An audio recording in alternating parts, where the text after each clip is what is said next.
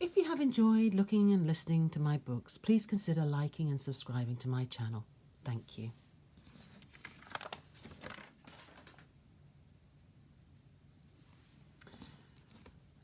Disney's Cinderella, a Ladybird book, first published in 1985.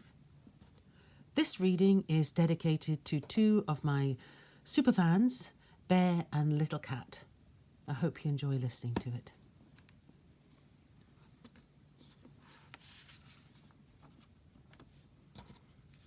Cinderella. Once upon a time, in a faraway place, there lived a beautiful girl called Cinderella. She lived in an old house with her stepmother and two stepsisters. They were horrid to her because she was beautiful and they were not. Cinderella's only friends were the mice who lived in the house and Bruno, the dog. Cinderella worked hard in the house. She wore old clothes and did all the cleaning, polishing, cooking and mending. Her stepsisters, who were very ugly, dressed in fine clothes and went out to parties.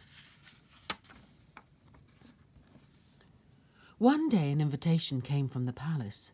The king and queen were giving a ball for their son, the prince. All the young ladies in the land were invited to attend. "Oh, the prince will choose his bride at the ball!" shrieked the ugly sisters. "How exciting!" said Cinderella, her eyes sparkling. But her cruel stepmother and stepsisters laughed at her. "How can you go to the ball? You've nothing to wear. And anyway, you'll have to help us to get ready," they said. The day of the ball arrived, and the ugly sisters found lots of jobs for Cinderella to do. "Cinderella, wash my stockings and curl my hair," shouted one loudly. "Cinderella, find my fan and fetch my dancing slippers," called the other. And all the time Cinderella's stepmother scolded her for being so slow. At last the ugly sisters were dressed in their finest clothes, ready for the ball. Their coach arrived, and they climbed in, chattering and singing happily. They waved to their mother and called, "Goodbye, Cinderella!"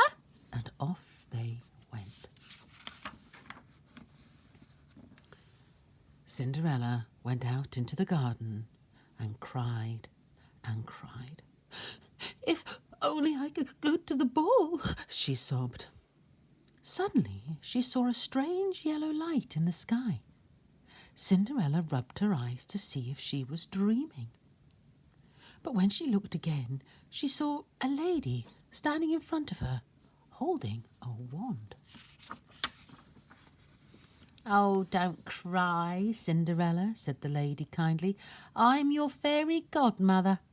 You are going to the ball, but first you must fetch me a large pumpkin." Cinderella found the biggest and fattest pumpkin in the garden, and Bruno and the mice helped her to bring it to the fairy godmother. With a wave of her wand and a flash of light, the fairy godmother turned the pumpkin into a beautiful coach. Cinderella could not believe her eyes. Waving her wand again, the fairy godmother turned the mice into fine horses and a driver for the sparkling coach. And Bruno the dog became a very handsome footman. "There," said the fairy godmother, "now you're ready." But then she saw that Cinderella was still wearing her old dress. "Oh, dear me," said the fairy godmother, "that will never do." She waved her magic wand once more, and suddenly Cinderella's old clothes disappeared, and she was dressed in the most beautiful ball gown that she had ever seen. She had dainty glass slippers on her feet and long satin gloves on her hands. "Oh," she said, "how can I ever thank you?" Just have a wonderful time, said her fairy godmother. But remember, the magic stops at midnight. Cinderella promised that she would be home by midnight, and then she stepped into the magic coach and waved goodbye to her fairy godmother. She was going to the ball. The palace looked splendid. Every room was filled with music and lights. The court ladies were dressed in their very best clothes and finery, but Cinderella was, by far, the most beautiful there. Everyone wondered who she could be. Even her own stepsisters did not recognize her. The prince looked at no one else and danced with Cinderella all night. Time passed so quickly that she forgot about the promise to her fairy godmother. And then Cinderella heard the clock as it began to strike midnight. 1, 2, 3. Without a word, Cinderella ran from the ballroom.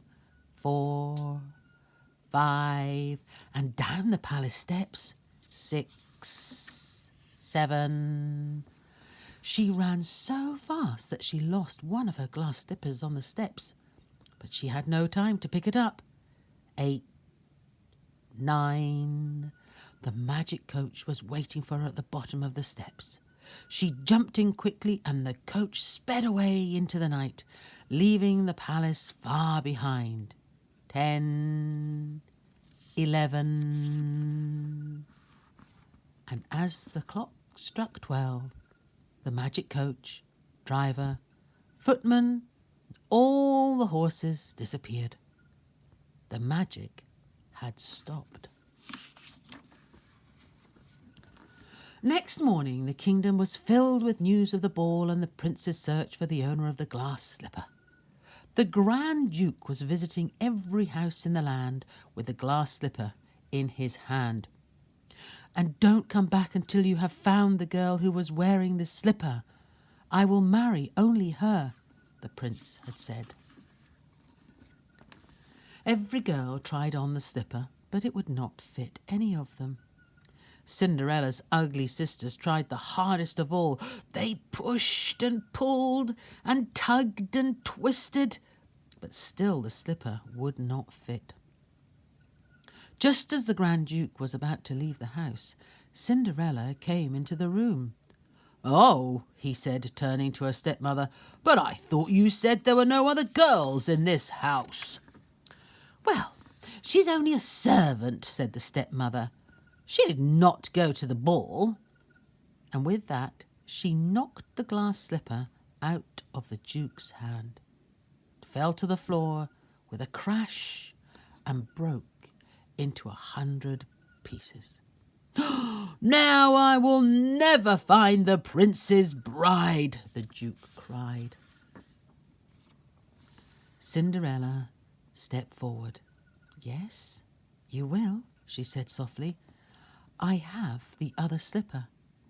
And she pulled it out of her pocket, and it slipped easily onto her foot. The Duke was delighted. His search was over. The ugly sisters and the cruel stepmother were furious that Cinderella should have the other glass slipper. They could not think how it could have happened. So Cinderella married the prince.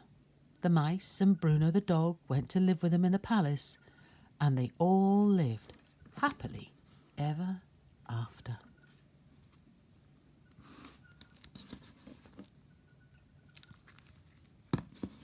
Bear and Little Cat, I hope you enjoyed it.